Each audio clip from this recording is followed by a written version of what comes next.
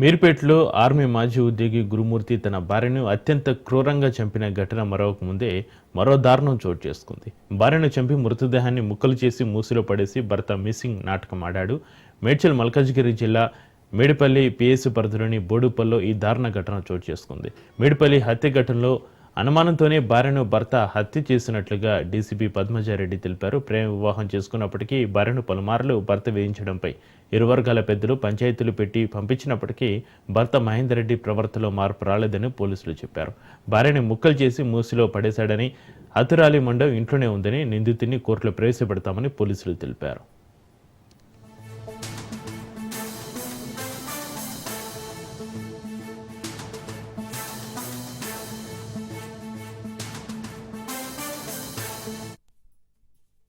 Morning అవర్స్లో ఒకటి report అయింది మేడిపల్లి పోలీస్ స్టేషన్ రాచకొండ కమిషనరేట్లో. Accused Mahender Reddy has kill his wife. వాళ్ళిద్దరూ కూడా డిఫరెంట్ కమ్యూనిటీస్కి చెందిన వాళ్ళు. అతను రెడ్డి కాస్ట్, ఆ అమ్మాయి వచ్చేసి యాదవ్ కాస్ట్. సో వీళ్ళిద్దరిది కూడా లవ్ మ్యారేజ్. వాళ్ళ ఊర్లో కొన్ని ఇబ్బందులు ఏర్పడడం వల్ల వాళ్ళు జాబ్ పర్పస్ సిటీకి రావడము, ఆ క్రమంలో వాళ్ళిద్దరు కూడా, అతను ర్యాపిడో డ్రైవర్గా జాబ్ చేస్తూ, ఈ అమ్మాయి ఏమో పంజాగుట్టలో ఒక కాల్ సెంటర్లో వర్క్ చేసేది. వీళ్ళ మ్యారేజ్ అయిన తర్వాత నుంచి బాగా ఇబ్బందులు ఉండడం, గొడవ పడుతూ ఉంటే ఊర్లో కూడా ఒక 498A కేసు ఒకటి రిజిస్టర్ అయింది వికారాబాద్లో. సో 1 year బ్యాక్ కూడా అమ్మాయి కన్సీవ్ అయితే కూడా ఆ అమ్మాయికి అబార్షన్ చేయించాడు. ఇప్పుడు నెక్స్ట్ మెడికల్ చెకప్ వచ్చి ఈ 27th August రోజు ఉంది. సో దాని గురించి వీళ్ళిద్దరూ గొడవ పడ్డము. సో 22వ రోజు సాయంకాలము హస్బెండ్ అడుగుతుంది, నాకు మెడికల్ చెకప్ అయిన తర్వాత నన్ను మా పుట్టింటికి పంపించి అక్కడ వదిలేసి రండి అని అడుగుతుంది. సో దాని మీద పెద్ద గొడవ అవ్వడము. నిన్న 23వ తారీఖు అరౌండ్ 11 గంటలకి ఉదయాన్నే నిద్రలేసి అమ్మాయి ఇంకా పడుకొనే ఉంది. ఇంట్లో ఎవరికి చెప్పకుండా బయటికి వెళ్ళిపోయాడు. ఇంటికి వచ్చి రావడమే అమ్మాయిని కొట్టేసి స్ట్రాంగులేట్ చేసి బెడ్ మీద వేసేశాడు. So by the time she fell unconscious. Hacksaw blade Boduppal hardware షాప్లో కొనుక్కొని వచ్చి పెట్టుకున్నాడు. సో దాన్ని ఎప్పుడైతే అమ్మాయిని కొట్టి బెడ్ మీద వేశాడో, ఆ అమ్మాయి అన్కాన్షియస్కి వెళ్ళిందో అప్పుడు ఈ యాక్సా బ్లేడ్ తీసుకొని ఆ అమ్మాయి head, legs and hands chop చేసేసి సపరేట్గా ప్యాక్ చేసేసాడు. సో దాన్ని ఏం చేశాడంటే డిఫరెంట్ చిన్నగా బయట పెట్రోలింగ్ ఇవన్నీ కూడా నడుస్తున్నాయి కాబట్టి చిన్న కవర్స్లో ఎవరికి అనుమానం రాకుండా ఒక బ్లాక్ కవర్స్లో కూడా దాన్ని చుట్టేసుకొని అవి తీసుకెళ్ళి ఆ మూసీ నదిలో పాడేయడం జరిగింది.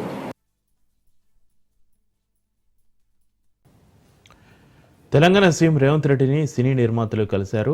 సినీ కార్మికుల సమ్మె సమస్యను పరిష్కరించినందుకు ఆయనకు ధన్యవాదాలు తెలిపారు నిర్మాతలు. చిత్ర పరిశ్రమకు సహకరిస్తున్న తెలంగాణ ప్రభుత్వానికి కృతజ్ఞతలు తెలిపారు. ప్రభుత్వం నుంచి సినిమా పరిశ్రమకు పూర్తి సహకారం ఉంటుందని ముఖ్యమంత్రి రేవంత్ రెడ్డి పేర్కొన్నారు. సినిమా పరిశ్రమలో పని వాతావరణం బాగుండాలని కోరారు. పరిశ్రమలోకి కొత్తగా వచ్చే వారికి నైపుణ్యాలు పెంపొందించేందుకు చర్యలు తీసుకోవాలన్నారు. స్కిల్ యూనివర్సిటీలో సినిమా పరిశ్రమ కోసం కావలసిన ఏర్పాట్లు చేస్తామని తెలిపారు. తెలుగు సినిమా పరిశ్రమలో వివాదం ఉండకూడదని, కార్మికుల సమ్మె విరమణకు చొరవ చూపించారని వెల్లడించారు. నిర్మాతలు, కార్మికుల అంశంలో సంస్కరణలు అవసరమన్న రేవంత్, కార్మికుల విషయంలో నిర్మాతలు మానవత్వంతో వ్యవహరించాలి అన్నారు. కార్మికులను, నిర్మాతలను తమ ప్రభుత్వం కాపాడుకుంటుంది అన్నారు సీఎం.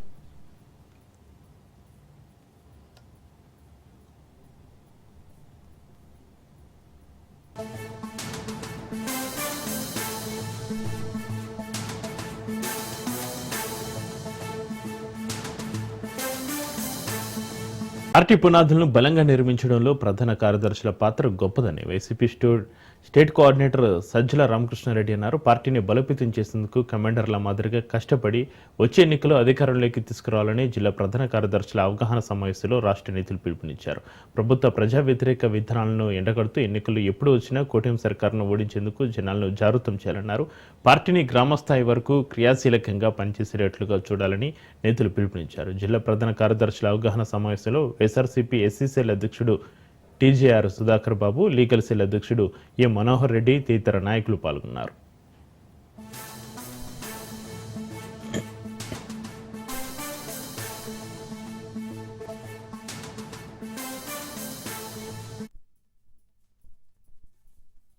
అధ్యక్షుడు, ప్రధాన కార్యదర్శి కలిస్తే అది అత్యంత కీలకమైన కేంద్ర బిందువు పార్టీకి. ఈ బాధ్యతను ఎట్లా చేయాలనేది కూడా చెప్తున్నాం. ఏ రకంగా మనం చేయాలా, ఏ రకంగా డెలివరీ చేయాలా, ఇట్లా చేయడం ద్వారా పార్టీకి ఏ రకంగా ఎంత ఉపయోగం ఉంటుంది అనేది కూడా మీరు కూడా ఆ అధ్యక్షుడికి నమ్మకం కలిగించే పని మీరు చేయాలి. మనకు అప్పచెప్పిన బాధ్యతను ఇంతవరకు నేను సక్రమంగా నిర్వర్తిస్తే జగన్మోహన్ రెడ్డి గారికి చాలా బాగా ఉపయోగపడినట్టు, సేవ చేసినట్టు పార్టీకి. మన టీంను కలుపుకుపోయి మన వెంబడి ఉండే వాళ్ళను మనకు ఎవరెవరిని ఇస్తారో వాళ్ళను కలుపుకొని ఒక పర్ఫెక్ట్ మెషిన్ లాగా పనిచేయగలగాలి. ఈ టీంను ఎఫెక్టివ్గా రన్ చేయడము, కింది వరకు ఎప్పటికప్పుడు మానిటర్ చేసుకుంటుండడం, రిపోర్ట్స్ జనరేట్ చేయడం, దీనికి లిమిట్ లేదు ఎంత చేయాలనేది. మనం ఎంతవరకైనా పోవచ్చు మనకున్న ఓపిక, దీన్ని బట్టి ఇంకా స్థానిక పరిస్థితులను బట్టి మనకున్న క్రియేటివిటీ అనండి, మనకున్న శక్తి సామర్థ్యాలు అనండి పూర్తి ఉపయోగించుకోవచ్చు. అది పార్టీకి అవసరం. బట్ ఒక్కటి గుర్తించాల్సింది ఏంటంటే మన ఇండివిజువల్ స్ట్రెంగ్త్ కంటే టీంలో ఉండే స్ట్రెంగ్త్ పెద్దది. ఈ టీంను బిల్డ్ చేసుకోగలిగితే జగన్మోహన్ రెడ్డి గారికి బ్రహ్మాండంగా మనం ఆయన ఎక్స్పెక్ట్ చేసే దానికంటే 2 ఇంతలు చేసినట్టు, మేలు చేసినట్టు, లేదు పార్టీకి అంత బ్రహ్మాండంగా సేవ చేసినట్టు. అనంతపురంలో మరోసారి ఉధృత పరిస్థితి తలెత్తింది. ఎమ్మెల్యే దగ్గుపాటి క్యాంప్ ఆఫీసు ముట్టడికి జూనియర్ ఎన్టీఆర్ ఫ్యాన్స్ ప్రయత్నించారు. జూనియర్ ఎన్టీఆర్ ఫ్యాన్స్ ను పోలీసులు అడ్డుకున్నారు.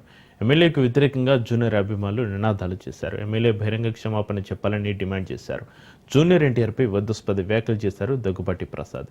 జూనియర్ ఎన్టీఆర్ సినిమాలు చూడొద్దన్నారు. దీంతో జూనియర్ ఎన్టీఆర్ అభిమానులు దగ్గుపాటి ప్రసాద్ పై ఆగ్రహం వ్యక్తం చేస్తున్నారు.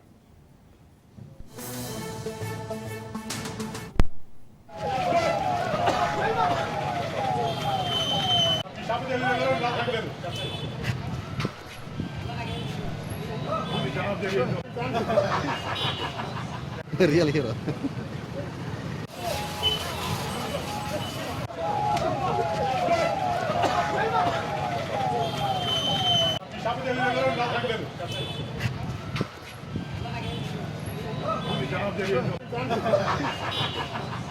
Real hero.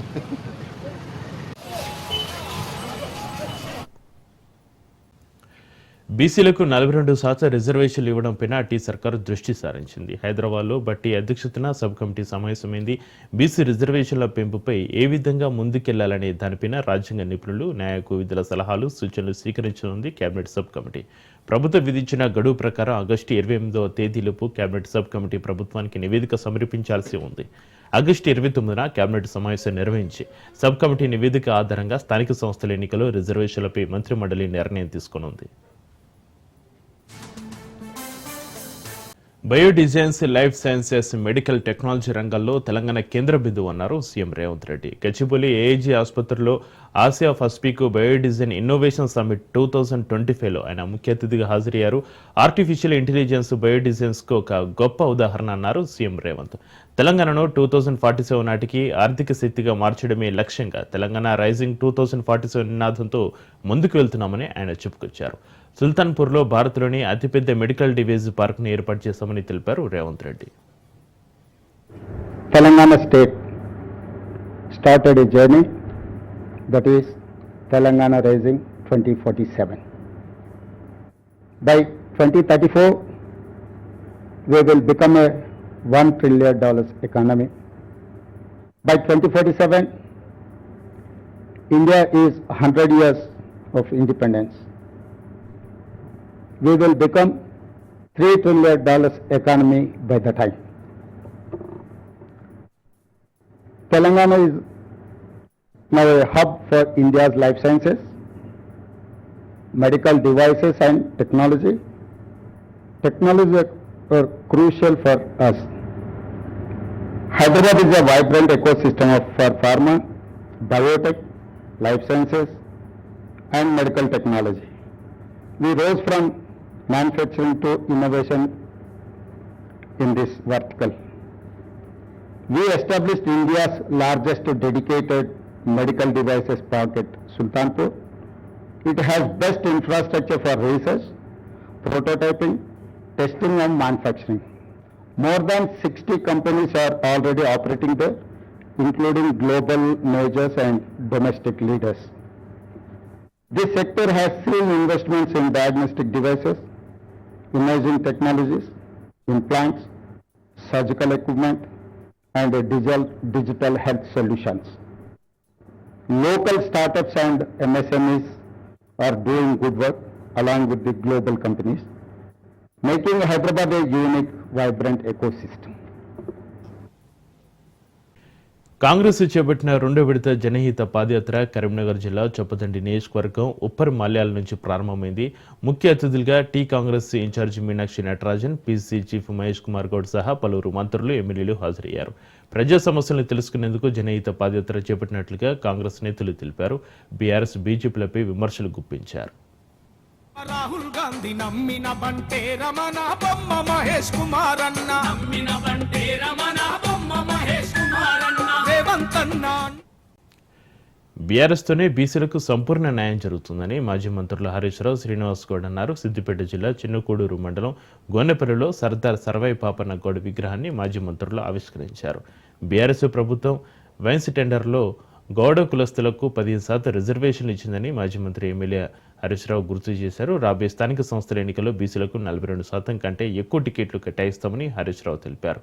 బీసీలను మోసం చేస్తున్న కాంగ్రెస్ పార్టీకి స్థానిక సంస్థల ఎన్నికల్లో ప్రజలు బుద్ధి చెప్పాలని బీఆర్ఎస్ నేతలు పిలుపునిచ్చారు.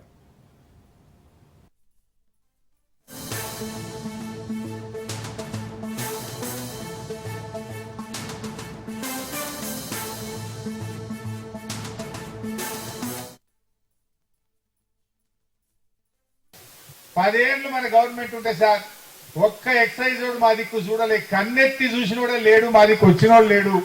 మంచిగా బేరం నడిచింది. ఇదేంటి సార్, మేము ఏమీ కాలే, కల్తీ లేదు, కంప్లైంట్ లేదు, దవాఖానలో వెళ్ళలేదు, రాత్రికి రాత్రి వచ్చేందుకు ఏసుకపోయి జైల్లో వారేస్తుంది. ఇదేంటి సార్ అని చెప్పి మా గౌరవంగా ఎంతో బాధపడ్డటువంటి పరిస్థితి. ఇట్లా అనేక చోట్ల మా నారాయణరావుపేట మండలంలో కూడా ఎంపీపీ బీసీలకు ఇచ్చిన ఓసీ ఉంటే, మా సిద్దిపేట రూరల్లో జెడ్పీటీసీ ఓసీ ఉంటే శ్రీహరి గౌడ్ అని జెడ్పీటీసీగా బీసీని పెట్టి గెలిపించుకున్నటువంటి సందర్భాలు ఉన్నాయి. అట్లా అనేక అవకాశాలు ఇచ్చినాం. తప్పకుండా రాబోయే రోజుల్లో బీఆర్ఎస్ పార్టీ గతంలోనే వీళ్ళు ఇప్పుడు చెప్పిండ్రు, పోయిన పంచాయతీరాజ్ ఎన్నికల లెక్క తీస్తే 41% బీసీలకు గతంలోనే బీఆర్ఎస్ పార్టీ టికెట్లు ఇచ్చింది. ఇప్పుడు ఇంకా ఎక్కువ ఇవ్వడానికి కూడా తప్పకుండా మేము ప్రయత్నం చేస్తాం. కేసీఆర్ గారు ఎప్పుడైనా కుల వృత్తులను బీసీల పక్షపాతిగా ఉన్నటువంటి వ్యక్తి. బీఆర్ఎస్ ప్రభుత్వం పార్టీ రాబోయే రోజుల్లో కూడా ఇంకా అన్ని రకాలుగా కూడా ముందుకు తీసుకొని వెళ్తుంది.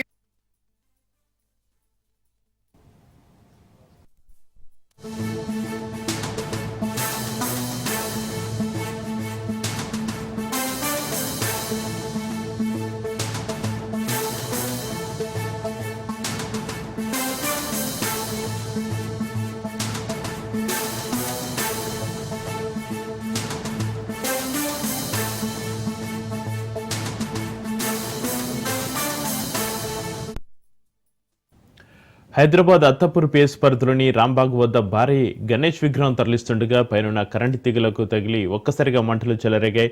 ట్రాక్టర్పై ఉన్న వారు కిందికి దూకడంతో ప్రమాదం తప్పనట్లయింది. ఒకరికి తలపై ఉన్న వెంట్రుకలు పూర్తిగా కాలిపోయాయి. అక్కడున్న విద్యుత్ శాఖ అధికారులు కరెంటును నిలిపివేయడంపై స్థానికులు ఆగ్రహం వ్యక్తం చేశారు. మాకు పైనుంచి ఆదేశాలు లేవంటూ కరెంటు బంద్ చేయకపోవడంతో ఈ ఘటనకు దారితీస్తుందని బాధితులు తెలిపారు. మరికొంచెమైతే ప్రాణాలు పోయేవని స్థానికులు తెలిపారు.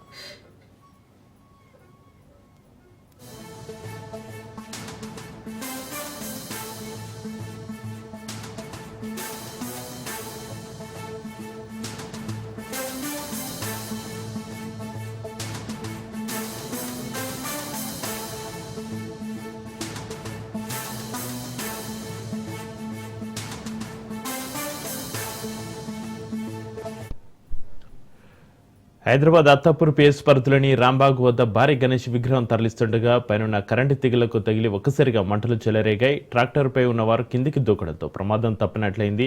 ఒకరికి తలపై ఉన్న వెంట్రుకలు పూర్తిగా కాలిపోయాయి. అక్కడే ఉన్న విద్యుత్ శాఖ అధికారులు కరెంటును నిలిపివేయకపోవడంపై స్థానికులు ఆగ్రహం వ్యక్తం చేశారు. మాకు పైనుంచి ఆదేశాలు లేవంటూ కరెంటు బంద్ చేయకపోవడంతో ఈ ఘటనకు దారితీస్తుందని బాధితులు తెలిపారు. మరికొంచెమైతే ప్రాణాలు పోయేవని స్థానికులు తెలిపారు.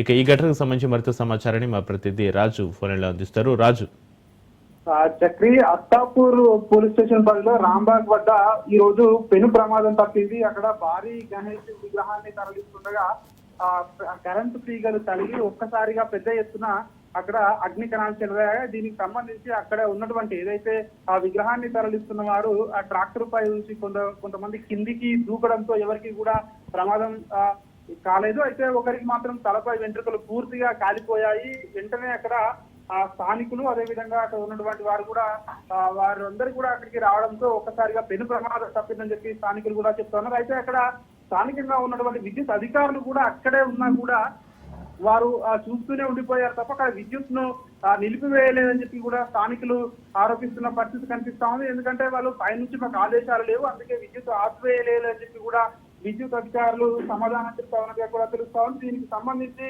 అక్కడ కరెంటును బంద్ చేస్తే ఎటువంటి ప్రమాదం కూడా జరగకపోయేదని చెప్పి కూడా అక్కడ స్థానికులు చెప్తా ఉన్నారు. ఇటీవల ఇట్లాంటి ప్రమాదాలు రాష్ట్ర వ్యాప్తంగా కూడా చాలా వరకు చోటు చేసుకుంటున్నటువంటి పరిస్థితి కనిపిస్తా ఉంది. మనం చూస్తా ఉన్నాము భారీ గణనాథులను ఇక్కడికి తరలిస్తున్న క్రమంలో చాలా వరకు కూడా విద్యుత్ తీగలు తగిలి చాలా మంది ప్రాణాలు కోల్పోతున్నటువంటి పరిస్థితి కనిపిస్తా ఉంది. ఈ నేపథ్యంలోనే అప్రమత్తంగా ఉండవలసినటువంటి విద్యుత్ అధికారులు కానివచ్చు, నిర్వాహకులు కానివచ్చు, సో ఈ విషయంలో మాత్రం మరి ఎందుకు నిర్లక్ష్యం చేశారు అని చెప్పేసి కూడా ఆరోపణలు అయితే వినిపిస్తా ఉన్నాయి. అక్కడ ఉన్నటువంటి విద్యుత్ అధికారుల తీరుపై అయితే స్థానికులు అయితే ఆగ్రహం వ్యక్తం చేస్తా ఉన్నారు. వాళ్ళ ప్రాణాలు పోతే ఎవరు బాధ్యులు అని చెప్పి కూడా ప్రశ్నిస్తున్నటువంటి పరిస్థితి కనిపిస్తా ఉంది. కానీ విద్యుత్ అధికారులు మాత్రం మాకు పైనుండి ఆదేశాలు లేవు, ఆదేశాలు ఉంటేనే మేము విద్యుత్ ను ఆఫ్ చేస్తామని చెప్పి కూడా వాళ్ళైతే నిర్లక్ష్యంగా సమాధానం చెప్తా ఉన్నారని చెప్పి వాళ్ళపైన ఆరోపణలు అయితే వినిపిస్తా ఉన్నాయి. ప్రధానంగా భారీ గణనాథులు చెప్పిన ఏదైతే తరలిస్తున్న విషయంలో మరి విద్యుత్ అధికారులకు సమాచారం ఇవ్వలేదా, లేదంటే వారు నిర్లక్ష్యంగా వ్యవహరించారా అన్న విషయం అయితే ఇంకా కూడా ఒక స్పష్టత అయితే లేదు. మొత్తానికైతే ఈ యొక్క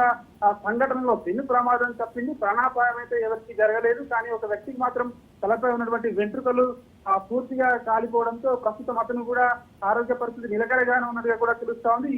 ఎవరికి ఏం కాకపోవడంతో అక్కడ ఉన్నటువంటి వారి నిర్వాహకులు స్థానికులు అయితే ఊపిరి పీల్చుకున్నటువంటి పరిస్థితి కనిపిస్తా ఉంది. చెప్పి అయితే రాజు, పోలీసులు అధికారులు భారీ విగ్రహాలను తరలించేటప్పుడు జాగ్రత్తలు తీసుకోవాలని రోజు చెప్తున్నా కూడా ఈ విగ్రహాన్ని తరలిస్తున్నటువంటి వ్యక్తులు ఎవరైతే ఉన్నారో ఎందుకు ముందస్తుగా జాగ్రత్తలు తీసుకోవడం లేదు, ముందస్తుగా అధికారులకు సమాచారం ఇవ్వలేకపోతున్నారు రాజు?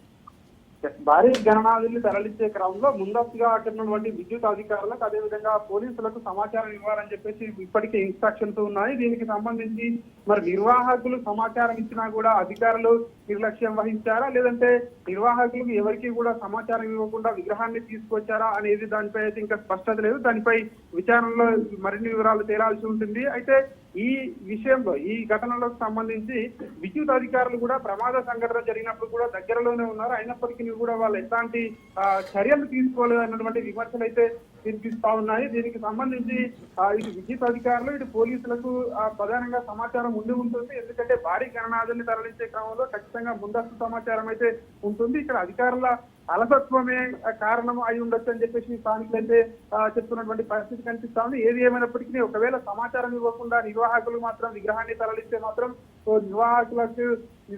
నిర్వాహకులపై చర్యలు తీసుకునే అవకాశం కనిపిస్తుంది. ఎందుకంటే ఇట్లాంటి ఘటనలు జరగకుండా ముందస్తుగా ఉండేందుకే పోలీసులు ఇప్పటికే ఇన్స్ట్రక్షన్స్ కూడా జారీ చేయడం జరిగింది.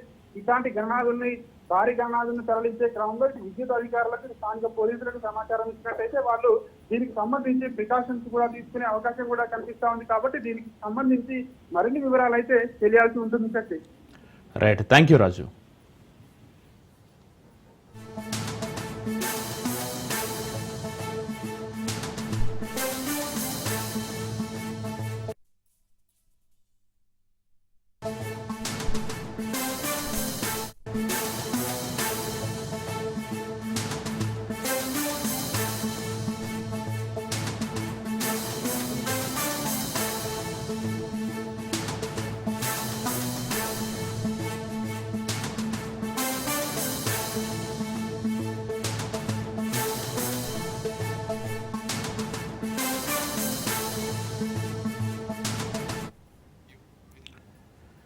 ఉస్మానియా యూనివర్సిటీలో ఉధృత పరిస్థితి నెలకొంది. ఇవాళ సీఎం రేవంత్ రెడ్డి ఓయూలో పర్యటించనున్నారు. అయితే ముఖ్యమంత్రి పర్యటనను అడ్డుకుంటామని బీఆర్ఎస్వి పిలుపునిచ్చింది. దీంతో ఓయూలో భారీగా పోలీసులు మోహరించారు. ఎక్కడికక్కడ అరెస్టులు చేస్తున్నారు. ఓయూలో ముందస్తుగానే బీఆర్ఎస్వి లీడర్లను అదుపులోకి తీసుకుంటున్నారు.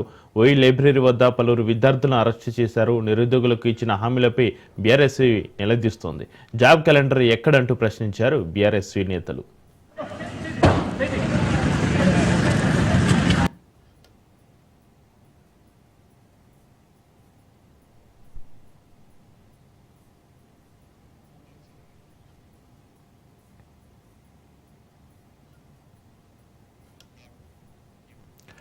ఉస్మానియా యూనివర్సిటీలో ఉధృత పరిస్థితి నెలకొంది. ఇవాళ సీఎం రేవంత్ రెడ్డి ఓయూలో పర్యటించనున్నారు. అయితే ముఖ్యమంత్రి పర్యటనను అడ్డుకుంటామని బీఆర్ఎస్వి పిలుపునిచ్చింది. దీంతో ఓయూలో భారీగా పోలీసులు మోహరించారు. ఎక్కడికక్కడ అరెస్టులు చేస్తున్నారు. ఓయూలో ముందస్తుగానే బీఆర్ఎస్వి లీడర్లను అదుపులోకి తీసుకుంటున్నారు. ఓయూ లైబ్రరీ వద్ద పలువురు విద్యార్థులను అరెస్టు చేశారు.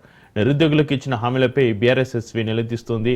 జాబ్ క్యాలెండర్ ఎక్కడంటూ ప్రశ్నించారు బీఆర్ఎస్వి నేతలు.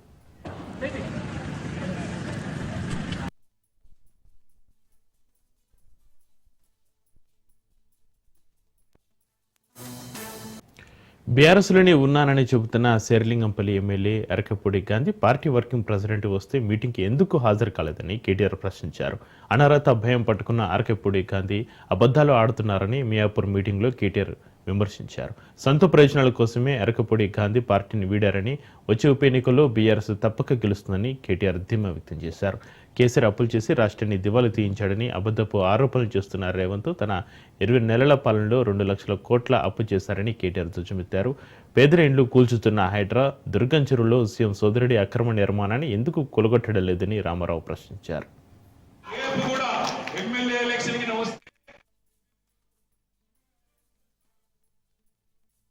మీ ఎమ్మెల్యే పార్టీ మారినా, పార్టీకి ద్రోహం చేసిన, తల్లి పాలు తాగి రొమ్ము గుద్దిన ఆనాడు 2014లో మనకి ఎమ్మెల్యే లేడు. కానీ కార్పొరేట్ ఎలక్షన్లు వస్తే 11 డివిజన్లలో గులాబీ జెండా ఎగిరేసి రేపు కూడా ఎమ్మెల్యే ఎలక్షన్ కి వస్తే సుప్రీంకోర్టు మొట్టికాయలు వేస్తున్నది కాబట్టి స్పీకర్ గారికి తప్పదు కాబట్టి ఉప ఎన్నికలు ఎట్లా వస్తాయి 3 నెలల 6 నెలల అనేది పంచాయతీ అంతే, ఏం లేదు. ఎక్కువ రోజులు దాపించుకోలేరు. ఎందుకంటే ఏదో ఒకటి చెప్పాలి. ఏ పార్టీలు ఉన్నావా అంటే ఇలా చెప్పే పరిస్థితి లేదు. నేను ఒక ఆయన చెప్తున్నాడు, నేను టీఆర్ఎస్ పార్టీలోనే ఉన్నాను. ఈయన సిపాయి మన దానిలోనే ఉంటే ఎందుకు రాలే ఇక్కడికి? మరి మీ ఎమ్మెల్యే నిజంగానే టీఆర్ఎస్ లో ఉంటే ఎందుకు రాలే? అయితే కాంగ్రెస్ ఉన్నా అని చెప్పు, లేకపోతే టీఆర్ఎస్ ఉన్నా అని చెప్పు.